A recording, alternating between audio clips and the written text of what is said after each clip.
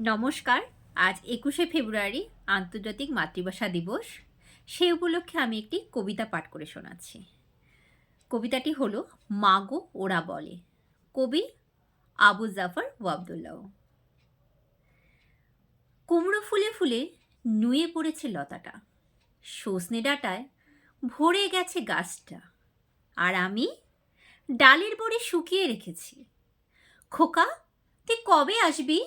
কবে ছুটি? চিঠিটা তার পকেটে ছিল, ছেঁড়া আর রক্তে ভেজা।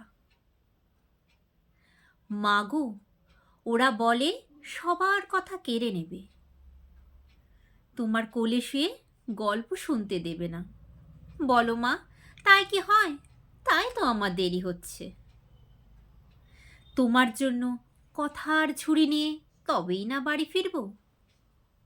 লক্ষ্মী মা, রাগ করো না, মাত্র তো আর কটা দিন। পাগল ছেলে, মা পড়ে আর হাসে। নারকেলের চিড়ে কোটে, উড়কি ধানের মুরকি ভাজে, এটা সেটা আরও কি। তার খোকা যে বাড়ি ফিরবে, ক্লান্ত খোকা। কুমড়ো ফুল শুকিয়ে গেছে, ঝরে পড়েছে ডাটা, পুঁইলতাটা নেতানো। খোকা এলি?